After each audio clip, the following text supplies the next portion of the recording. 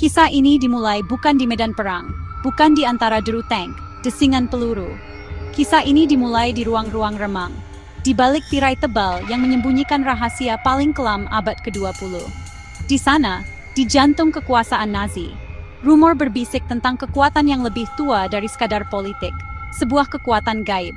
Banyak yang bertanya, bagaimana mungkin sebuah bangsa yang beradab terjerumus ke jurang kebrutalan? Bagaimana mungkin seorang pria seperti Adolf Hitler menyihir jutaan orang?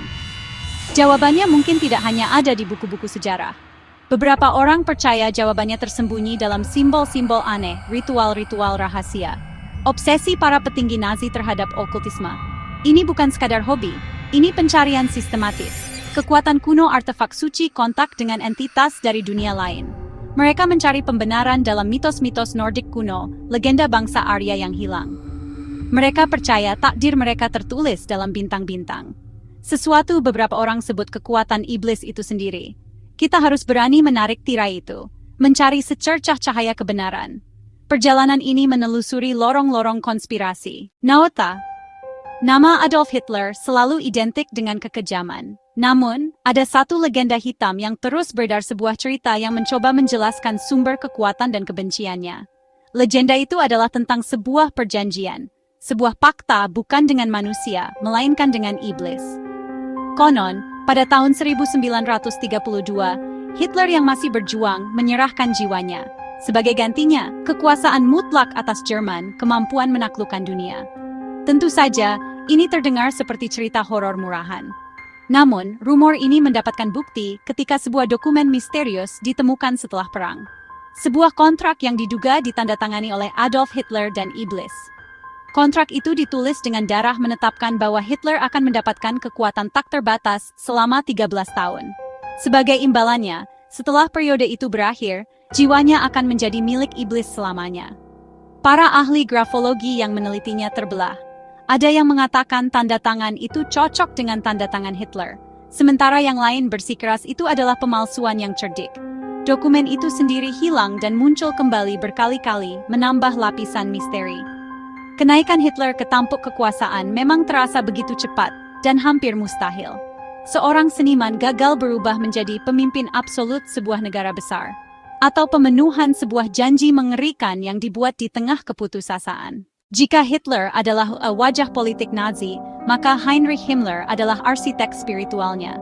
Sebagai pemimpin SS yang ditakuti, Himmler tidak hanya bertanggung jawab atas kamp konsentrasi dan teror Gestapo. Ia juga adalah seorang penganut okultisme yang fanatik. Baginya, SS bukan sekadar unit militer elit.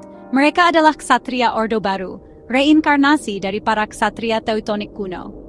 Misinya adalah membersihkan dunia dari ras-ras yang dianggap najis dan membangun kembali kerajaan Arya yang agung, sebuah misi yang ia yakini didukung oleh kekuatan kosmik.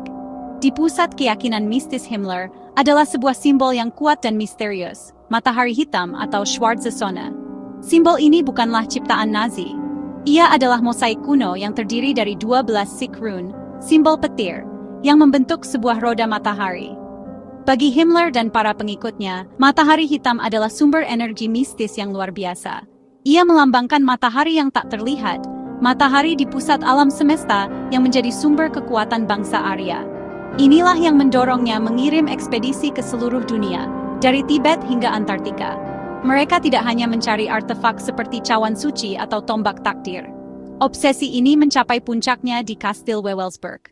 Disinilah simbol matahari hitam diabadikan dalam bentuk mosaik marmer di lantai salah satu menara, mencoba menyalurkan energi kosmik dari simbol tersebut untuk memperkuat Reich ketiga. Pada akhirnya, Reich 1000 tahun yang diimpikan Hitler dan Himmler hanya bertahan selama 12 tahun. Kekuatan militer mereka hancur, dan ideologi mereka yang penuh kebencian dikutuk oleh dunia. Namun, warisan okultisme mereka, kisah-kisah tentang perjanjian dengan iblis, dan pencarian kekuatan gaib, menolak untuk mati. Simbol-simbol seperti matahari hitam justru menemukan kehidupan baru. Simbol itu kini diadopsi oleh berbagai kelompok neo-Nazi dan supremasi kulit putih di seluruh dunia, menjadi lambang kebencian bagi generasi baru. Apakah Nazi benar-benar berhubungan dengan iblis? Sebagian besar sejarawan akan mengatakan tidak. Okultisme hanyalah alat, Cerita tentang fakta dengan iblis hanyalah cara kita untuk mencoba memahami kejahatan yang begitu ekstrem. Apakah mungkin, dalam pencarian mereka yang putus asa akan kekuasaan, mereka tanpa sengaja membuka sebuah pintu? Pertanyaan yang lebih penting adalah, jika kita tidak waspada, kekuatan gelap apa yang mungkin kita lepaskan ke dunia hari ini? Terkadang ia datang dengan seragam yang rapi dan janji-janji akan kejayaan.